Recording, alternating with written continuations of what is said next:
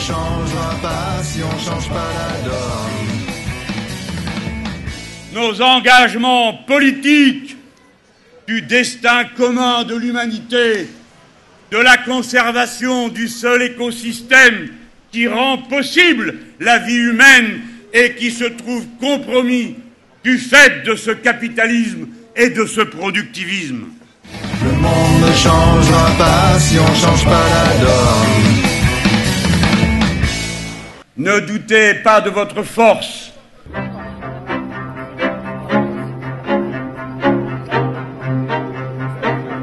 Nous avons cette claire conscience que la saison des tempêtes est revenue dans l'histoire.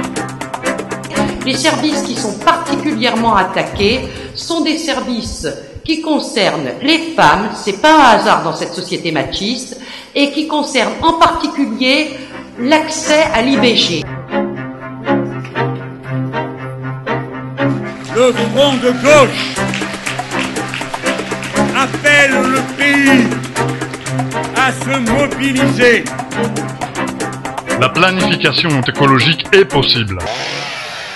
Il faut exiger des évaluations des conséquences écologiques de tous les projets. Au Front de gauche, on souhaite aussi faire de cette campagne un moment d'éducation populaire. Des personnes à la rue, des logements qui servent à rien, des personnes à la rue. Il faudra réquisitionner un certain nombre de logements qui sont vides. C'est intéressant une coopérative parce qu'à partir du moment, par exemple, un salarié égale une voix, normalement c'est un type d'entreprise qui n'est pas délocalisable. Nous avons une disparition des terres agricoles qui nous tombe dessus. Est-ce qu'il n'y aurait pas un travail en amont quand même pour sensibiliser et essayer de faire évoluer peut-être les mentalités? Leur montrer comment le développement abusif ou malmené par le capitalisme ruine leur pays, sortir du nucléaire, enfin bon, tout ce que vous avez dit. Donc je pense que les circuits courts, l'économie solidaire, tout ça, c'est vraiment une volonté politique. Le Front de gauche demande tout de suite et maintenant un moratoire sur toutes les nouvelles installations de grands équipements. Ce sont les actionnaires dont les dividendes sont passés de 5% de la valeur ajoutée dans les années 70 à 24,1% en 2010 qui créent finalement le problème. Il s'agit également de poursuivre le moratoire sur les OGM. Pour le Front de gauche, cette planification écologique ne sera possible qu'avec une véritable réorientation radicale de l'économie.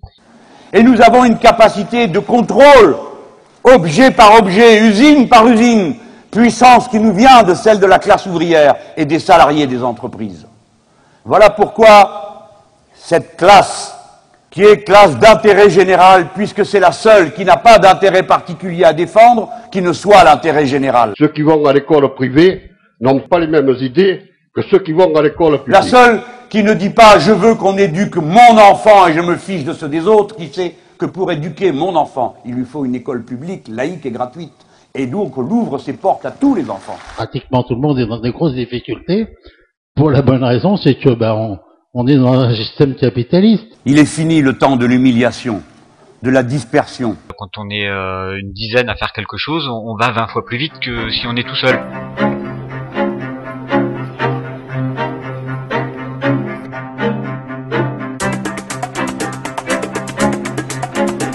Abat le mot d'assistanat. Il n'y a pas d'assistés. Il n'y a que des citoyens qui s'entraident.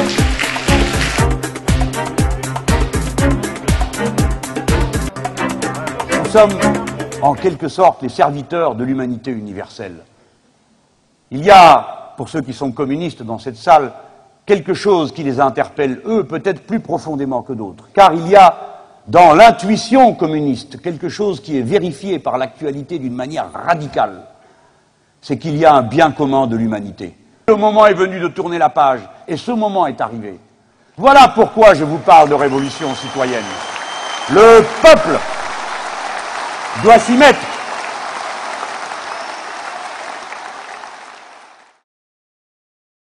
Le premier devoir d'une conscience libre, c'est de résister.